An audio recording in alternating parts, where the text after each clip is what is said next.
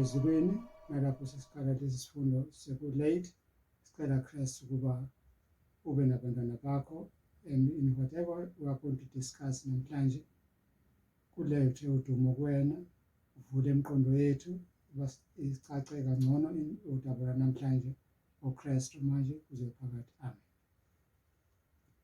All right, we are looking at something different ke namhlanje.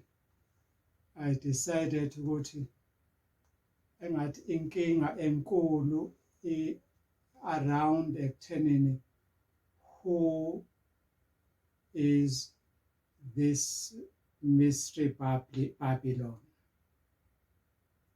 Who is she? Where does she come from? So we are going to do that today. Let's begin.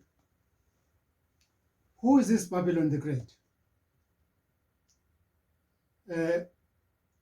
Mawuchecka on the internet, ama-Bible scholars amaningi azokutshela ukuthi lo Babylon the Great ama-Muslims is an Islamic faith ngenxa yokuthi basebenzisa i-crescent kanye ne-star as their symbol or as their emblem or symbol, and for that ke sebethi ke uyena Babylon the Great. And mabe ifaka isitori sabo sithi man uthawusikholwe indlela abayibeka ngayo, but it is not what prophecy is saying. Bottom line, noma ngabe sikholakala kanjani si-credible kangakanani, but if it is not based on prophecy, ngoba iBhayibheli better than any other book iyachaza ngokwayo, iyazichaza ukuthi lana ke ngikhuluma ngani. So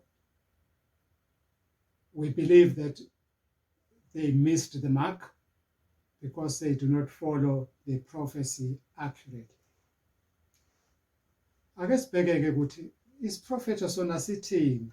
Abantu abaningi abasebenzisi lento esibiza ukuthi ama-prophetic keys, iy'khiye zesiprofetho, ngoba kumele isiprofetho sikuchazele ukuthi sikhuluma ngani. Asigcini sikhulume kwaba yi-mystery nje all together. Kuba khona la uzwa khona ukuthi siyahlangana sikhuluma ngento ephathekayo. Ake siye lapha ku-Revelation 17 verse 1. I will share that screen with you again. Uthi, one of the seven angels who had the seven bowls came and said to me, come, I will show you the punishment of the great prostitute who sits by many waters. That's what the angel said. And we don't have any reason not to believe the angel. So, from this verse, what we are gathering, Babylon must be a woman. And this woman is not just an ordinary woman, but is a prostitute. And we are told that this woman sits on many waters. Uhlezi phezu kwamanzi amaningi. Amanzi amaningi kachaza ukuthini. Awuye ku verse 15 waseSambulo 17. Then the angel said to me, the waters you saw where the prostitute sits are peoples, multitudes, nations, and languages. Abantu, izilimi, ubuningi babo, izizwe. That's what the many waters represents. So this prophet uyabona ukuthi up to now is interpreting itself. awuhambi ukajela ukuthi what might this be. No, you are told many waters here, this is the meaning. So enye into esiyitshelwayo lapha ku verse 2 ukuthi lo mama lo amakhosi wonke omhlaba ayikho eshiwe ngaphandle. Amakhosi wonke omhlaba accommit adultery with this mama. Verse 2, Lord. Let me go to that verse 2. With her, yabona highlighted, with her, the kings of the earth committed adultery.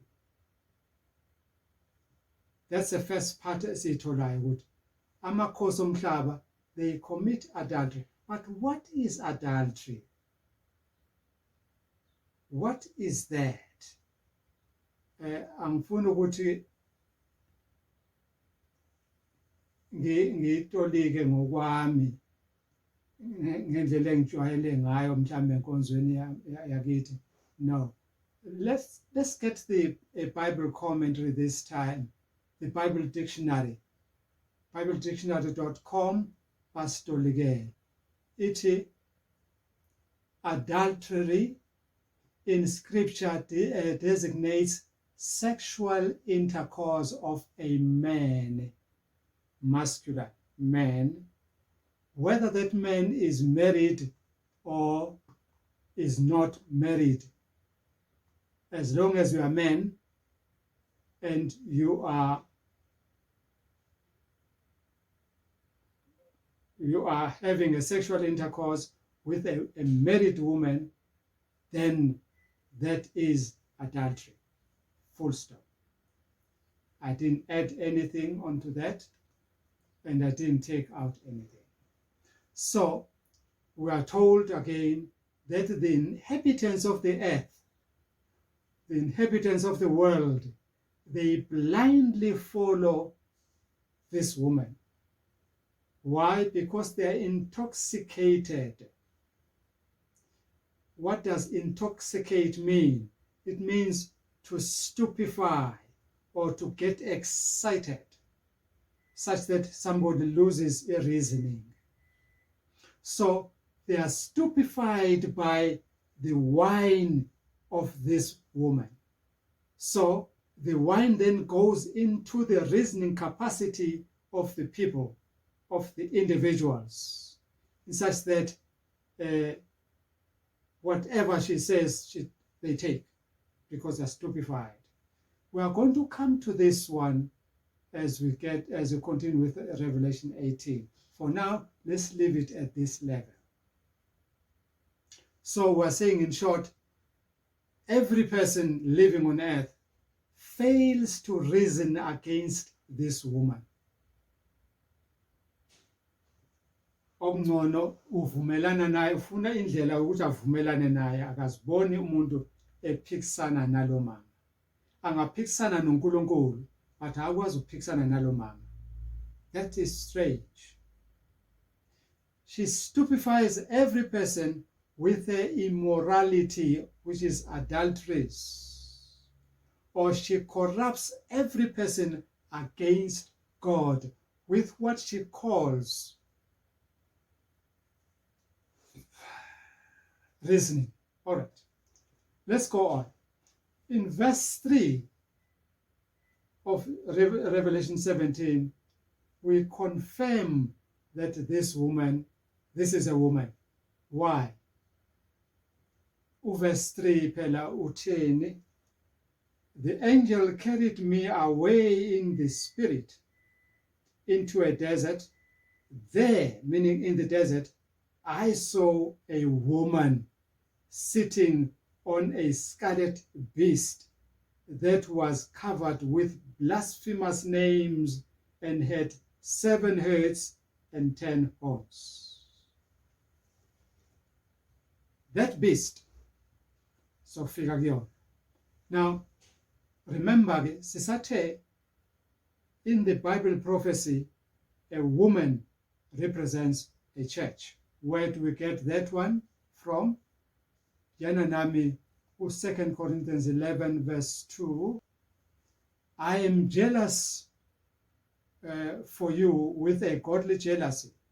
I promised you to one husband, not to one woman, but one husband. So that means he is talking about a woman here who's being promised to betroth one husband.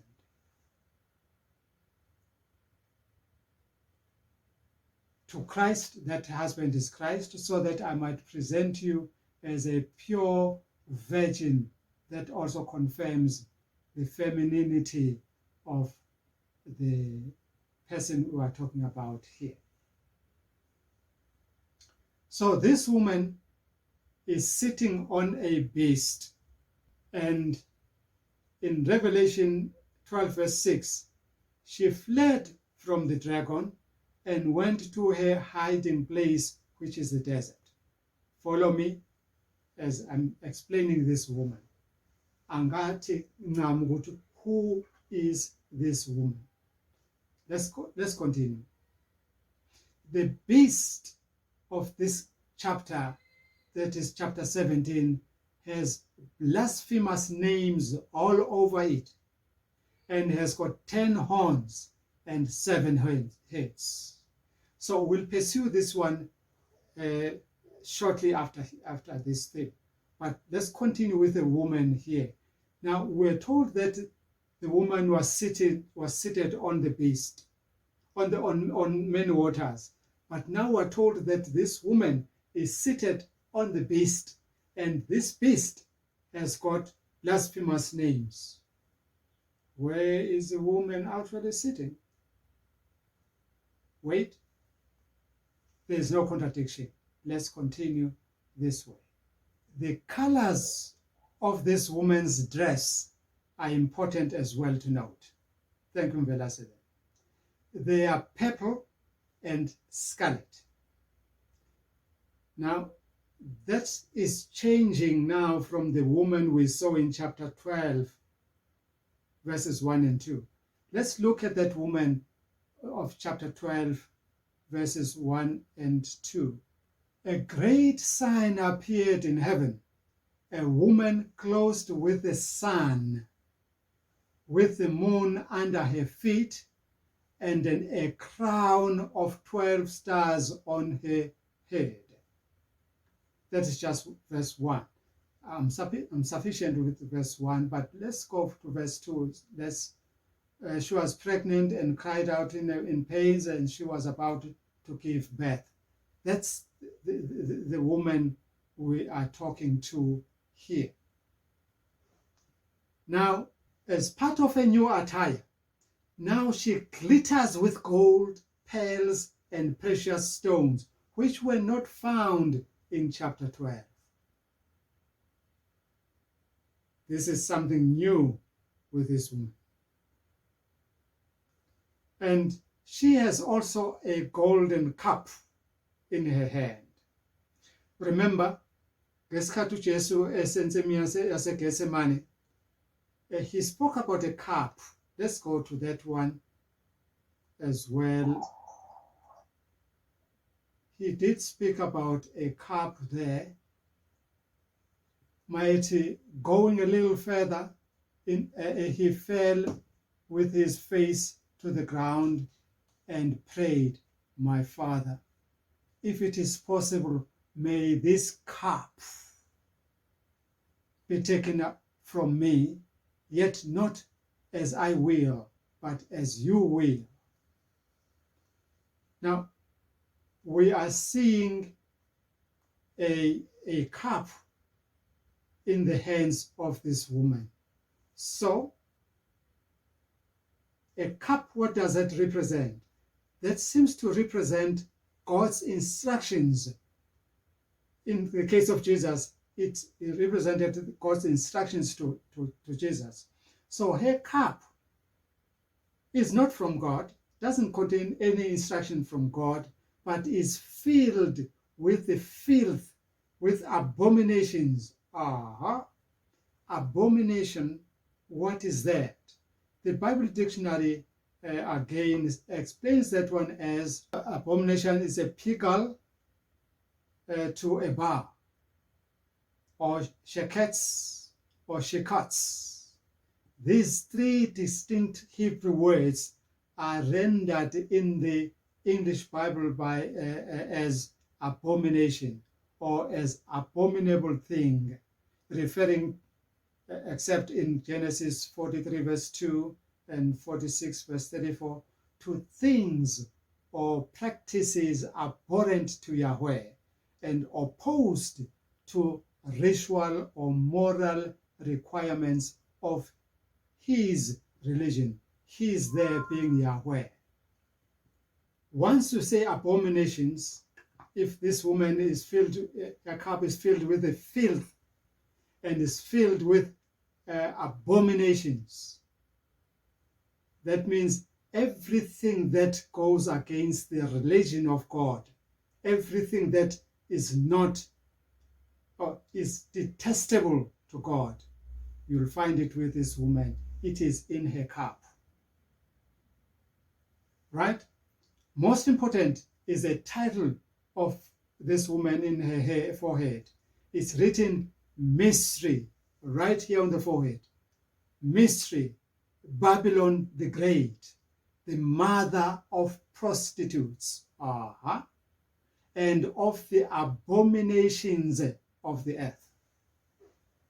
That means it's still saying what it has been saying all along, that if it has to do with filth and abominations, you ask this woman. This woman has been with God. Otherwise, the kings of the earth would not be committing any adultery if she were not married to God. This is God's woman, the one who ran from the dragon to the wilderness in chapter 12. So we shall have to break in this title down as well. Let's look at the mystery. We're not going to follow everything because of time. Otherwise, I can write a thesis of about 500 pages on this one alone. So, mystery here.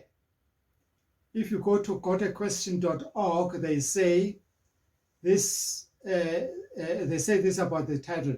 Mystery. It means it is not easy to understand her. That's what they say there. That's not what we say.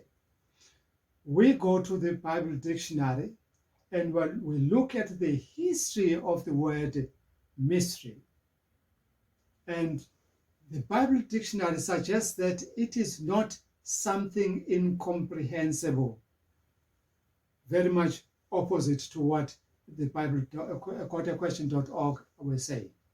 It's not something incomprehensible, but rather it serves, it is reserved for a few elite when it says. It's explaining it as, I was paraphrasing the meaning there. The direct meaning is saying it means a secret imparted only to the initiated. What is unknown until it is revealed, whether it be easy or hard to understand, but that is still a mystery. You see, when you talk of an experience that happens to the married couple, married people, that is a mystery to those who are not married, which they need to get it when they are married. So that's what that's a meaning that the Bible dictionary is coming up with for mystery here. So we think what is mysterious about this woman is that, get me very well here, I'm saying le mystery engaka ngalo mama yiphi ngempela, eyokuthi lo mama is seated on the beast ayiso. She is a beast and she is seated on the beast. That is a mystery. How can that happen? We'll explore this. Let's go to Revelation 12 verse 18. We'll see it there. I'll go to 13 verse 1 for now. Ngoba amanye ama-versions awanayo 13 verse 1 okhuluma le nto ngishoyo. I-NIV inalo 13, amanye ano verse 18 ka-chapter 12. Njengophela ku-17 nje, amanye no verse 18. But this one I'm using is saying, the dragon stood on the shore of the sea, and I saw a beast coming out of the sea. It had 10 horns and 7 heads, with 10 crowns on its horns, and on each head a blasphemous name. Remember, what is a beast? A beast is a kingdom, and the head of the beast is a ruler or a monarch. Now, this kingdom has got 10 horns and 7 heads. Remember, a horn and a head mean the rulers. Now, that becomes a mystery which we have to solve. Don't worry, we are here for you. We will solve this mystery together with you. All right. Now, please note that the angel had said to Daniel in chapter 9, verses 26 and 27. That one becomes very, very important again. Before you can understand this mystery, which is Babylon, you have to get this one very well. Kumbula what the angel said there. Go to verse 26. After the 62 sevens, the anointed one will be cut off and will have nothing. So that verse is talking about 62 sevens, 62 times 7, when the anointed one will be cut off, but not for himself, not by himself. And then we are told there that the people of the ruler who will come, remember, the people of the ruler who will come will destroy the city and the sanctuary. That's what this angel is saying before this happens. By this time, kusabusa iMedo-Persia. So kusazongena iGreece, kusazongena neRome. Kwakusesekuqaleni kwama-Medes and Persians at this time, when the angel was saying this. So, and the angel says, and the end will come like a flood. War will continue until the end. This end is the time of end. Isikhathi esiphila kuso.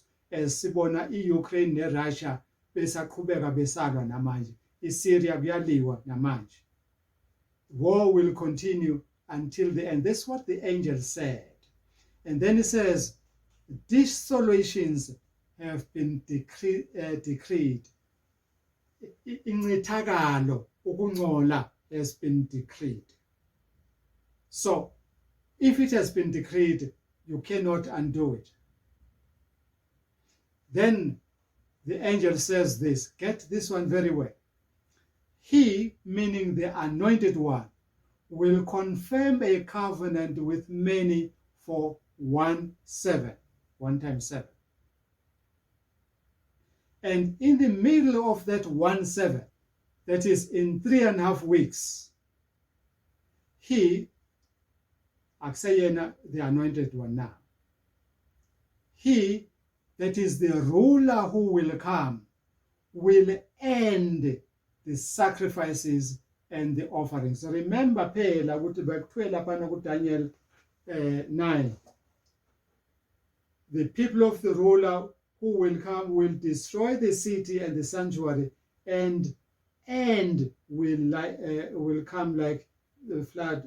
Flood. War will continue, and the desolations will decrease. Verse 27, he will confirm a covenant with many for 1 7. And in the middle of that 7, he will put an end to sacrifices. That means he dies on the cross, and he will set up an abomination.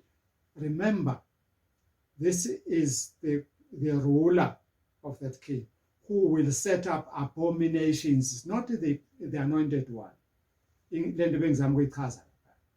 So the question is now, who is this ruler who is said to come? Now go to Daniel 11 verse 30 at the end of that one, of Daniel 11 verse 30. He will return and show favor to those who forsake the covenant.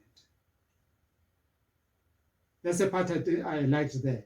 He will return and then show favor to those who forsake the covenant, to the Jews who will forsake the covenant. And if they forsake the covenant, it means they don't mind working even on Saturday. Then verse 31 of the same chapter 9, of chapter 11. His armed forces will rise up to desecrate the temple fortress. So about Yamsan, aksiyona the anointed one, or to put an end to the sacrifices. It is the people of this king who will rise up and desecrate the temple fortress and will abolish the daily sacrifice. The Bible is very, very clear. We need to follow it to the letter. Then they will set up the abominations that causes desolation that I've said. Now, let's go to verse 36 now of the same chapter. The king will do as he pleases. He will exalt and magnify himself above every god, and will say unheard of things against the God of gods. That is the King of kings. He will be successful until the time of wrath is completed. The time of wrath here, whose wrath? The wrath of God, until Revelation chapter 16, chapter 16, yes, time of wrath. For what has been determined or decreed must take place. So, ayikho kwi-history le-Babylon, into engizama ukuyichaza, ukuthi ikwi-future. So, ama-commentators amaningi ayithatha ayiphushele to the history when we are told what will happen at the time of the end. That is what we were trying to explain so far. And I'm hoping that we are doing a good job there. All right. The question is who is this Babylon the Great? If you go to Revelation 12 verse 3, then another sign appeared in heaven, an enormous red dragon with 7 heads and 10 horns and 7 crowns on his heads. You see now, the dragon inamakhanda amangaki awu7 neempondo ezingaki eziwu10, and ibeast esiyibona iqhamuka ku chapter 13 kwesambulo, that beast has got 7 heads, 10 horns, and 10 crowns on his horns, and each head has got a blasphemous name. And the dragon gives this beast his throne and great power. Qaphela now. So kukhona ubufana phakathi kaDrago obelandela owesifazane kanye nale beast. Both now they've got 7 heads and 10 horns. They are both red. The beast is scarlet. They are both red. So abantu now bathi bakhuleka kwi-beast kumbuso wabo kanti sebekhuleka kuSathane qho. So i-beast kanye no-dragon now they've become inseparable twins. So the woman or the church is now controlling by sitting on the beast. So usecontrola umbuso, not umbusi, but umbuso. All right? Which is actually the dragon. Remember, the beast is a kingdom. Now this beast is united with the church. And the church now controls the beast. Remember, when the political heads intervened to end the church feud and strife in history, church history, that was when the church became more powerful than the civil or the political powers. Let me show you when that happened. Uthi Wikipedia lona nimbona la. Uthi Wikipedia, in 313, the persecutions were lessened by the Edict of Milan, which legalized with the legalization of Christianity by the Emperor Constantine I. In 380, mark this year, in 380, under Emperor Theodosius, Christianity became the state religion of the Roman Empire. Aha! Now we know which is this beast. It is the Roman Empire. Now, with the Roman Church now at the helm. All right? Let's go on to another section here.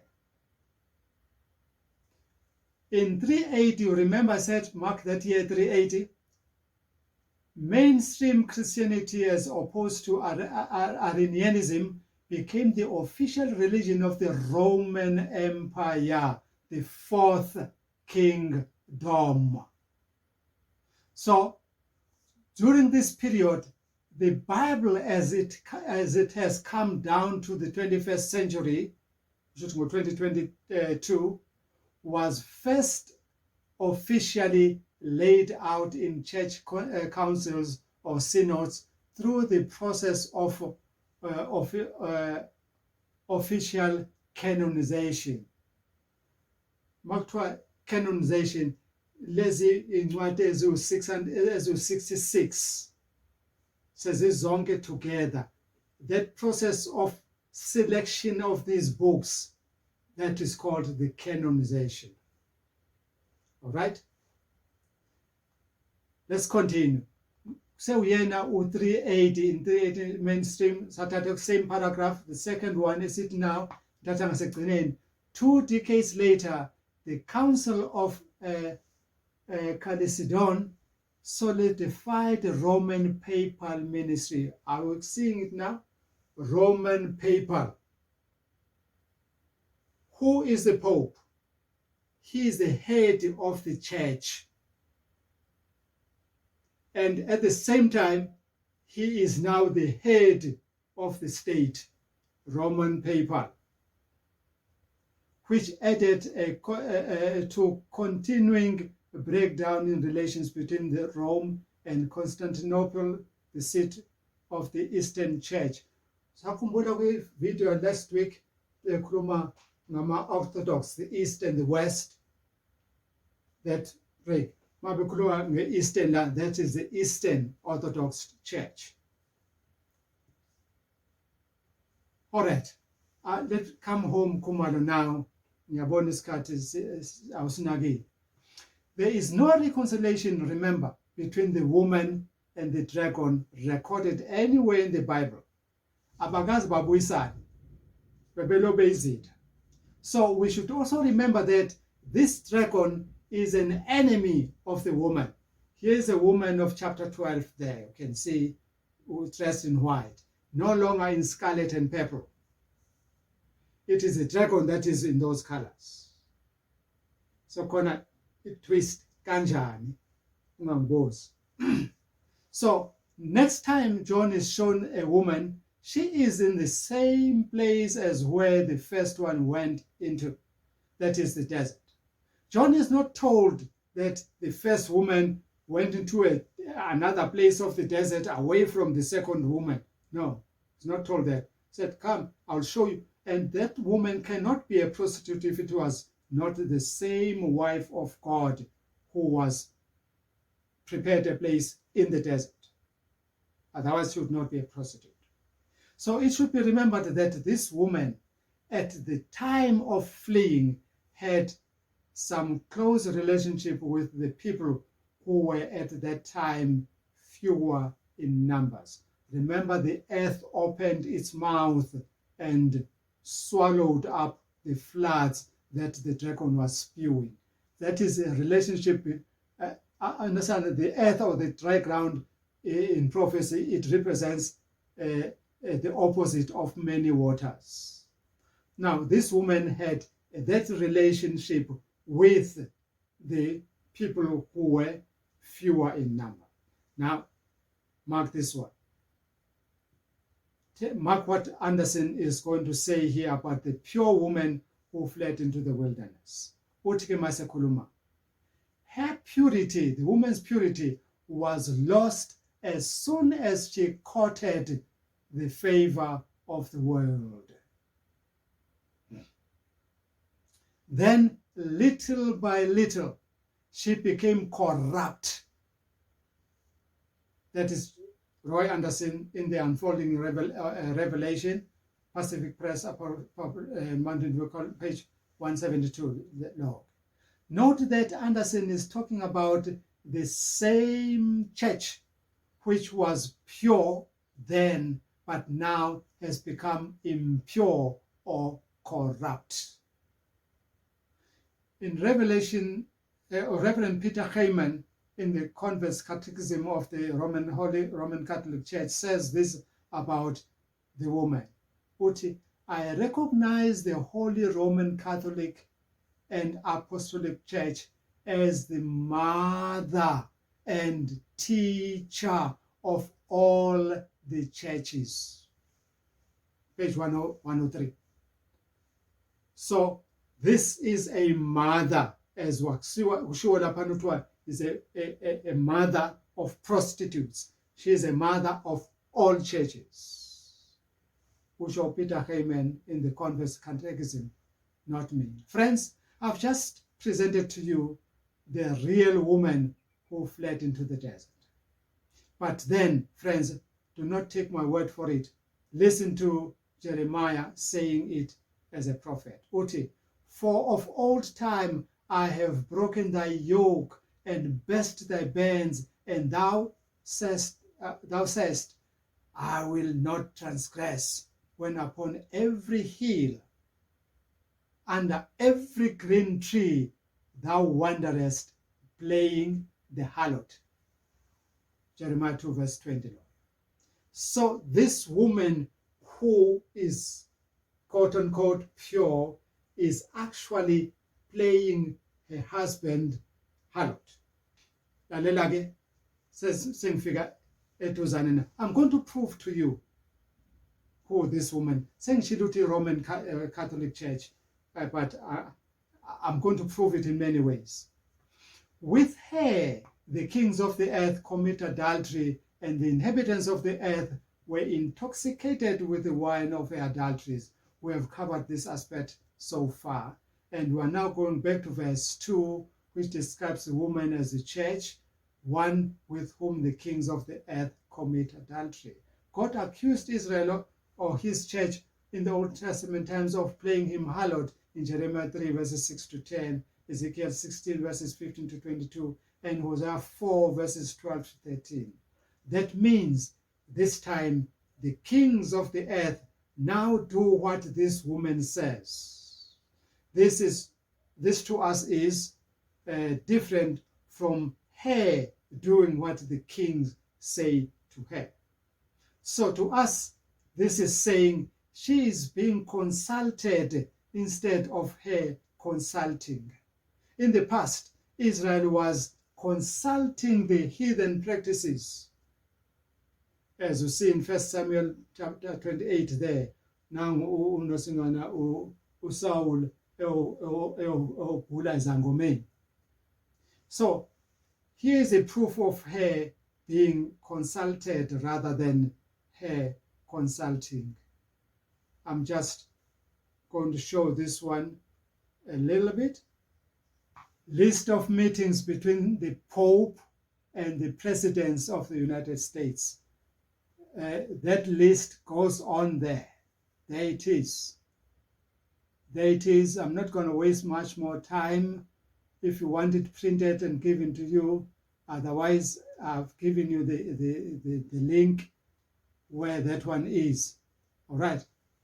That list is so much. In fact, there is not a single head of state who never consults with Rome. What do I mean? Let me show you what do I mean.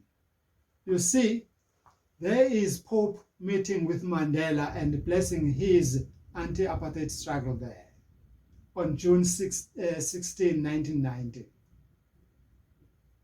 Let's go on. There is the president of South Africa, Thabo Mbeki, meets the new Pope. That was on Friday, 6 May 2005. All right, let's continue. There is, from the Arab news, there is the symbolic Sheikh Ahmed Al-Tayyab, Grand Imam of Al-Azhar Mosque, talks with the Pope facing Francis during a private audience. There is Queen Elizabeth before she died, who visited the second, who bearing the basket of honey, whiskey, and other goodies from the royal estates, paid visit to Pope Francis at the Vatican on Thursday. I'm just proving to you that each and everyone go there. I've proven that part. Let's go on to the intoxication now. We have seen some evidences of the consultation by the kings. Now we need to look at the intoxication. The dictionary defines intoxicated as an adjective meaning stupefied or excited by a chemical substance. So we did look at the stupefied as well, where the dictionary says, among other definitions, in a state of mental numbness. Mental numbness. So we submit to you one example of being stupefied as believing on the church dogma above the Bible. Thus says the Lord. See here, I'm taking from the Convert's Catechism on page 27 by Peter Heyman. Question is, who is the Holy Father or the Pope? Answer, Holy Father or Pope is the visible head of the church, the successor of Saint Peter and the vicar of Christ on earth. Usemelo uPope uKristu asabuyanga yena ngomoya wakhe ayisithembise wona. I don't know. Question again. Get this one nicely now. How can a sincere non-Catholic belong to the church in spirit? By the church here they mean the Catholic Church. Answer: a sincere non-Catholic can belong to the church in spirit by having an efficacious desire of doing all that God has ordained for his salvation. That is, by faith, prayer, perfect sorrow for his sins, and sincere effort to do the will of God as he desires, as he understands it, as that man understands it, not as God understands. That is page 25 of the Convert's Catechism. So, only an intoxicated person will not see a blatant blasphemy on the left, on this extract that I've just shown to you now. Let me come to the Wikipedia encyclopedia again. It says, where am I going to? Boniface the Eighth, Pope Boniface the Eighth, who was Pope at this time, outstripped all his predecessors in the high surrounding tone of his public decrees. According to his famous bull, Unam Sanctam, published on November 16, 1302, where it's quoting, "The secular power is but a simple emanation from the ecclesiastical, and the double power of the Pope, founded upon Holy Scripture, is even an article of faith God said he has confided to Saint Peter and to his successors, two swords, one spiritual, the other temporal. Hence, the emblem of the Vatican is two swords, as you can see there. Why double sword? Adam Clark commentary makes this wonderful observation, which I've just read to you there.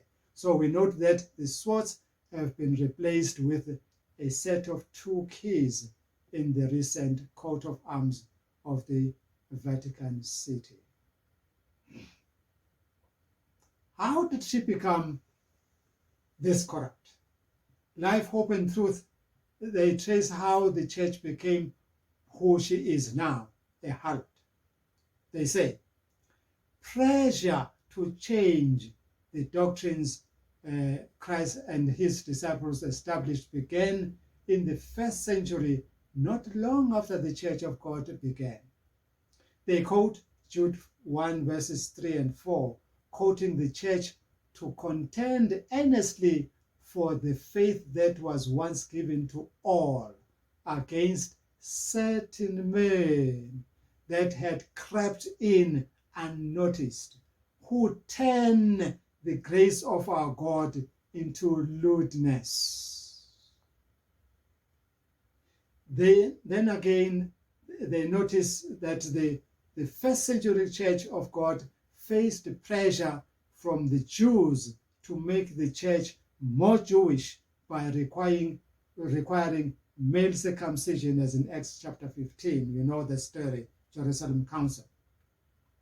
The same church has also faced pressure from people claiming to be Christians to make the church less Jewish.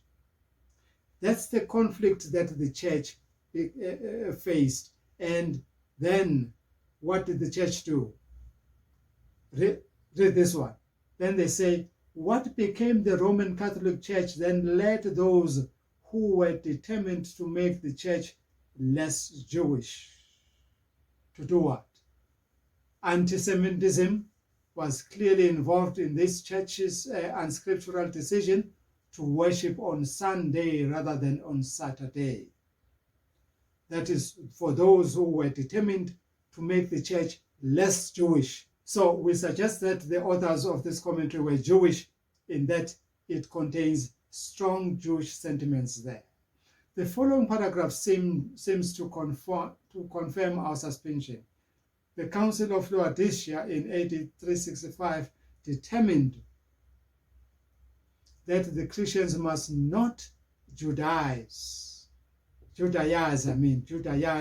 by resting on the Sabbath, but must work on that day rather than honoring the Lord's day, and if then they can, rest then as Christians. But if any shall be found to be Judaizers, let them be anathema from Christ. Canon number 29, that one. The change from Saturday to Sunday as a day of worship is one of the most prominent changes made by the Roman Catholic Church to the biblical sanctioned doctrines of the Church of God. Many other equally wrong changes took place regarding God's holidays. So this woman or this church is set to preside over many waters. I've explained this one. Then about this seat, the enduring word says, she has a universal international character. They further describe this universality as the unification of all false idolatrous religion with representatives from apostate Catholicism, Protestantism, as well as a smorgasbord of other religions in the world. Laphana kwi-Catholic, friends, every religion is represented there. As uFather Kavazi kulaba abanikeza leyo ncwadi bezifundela.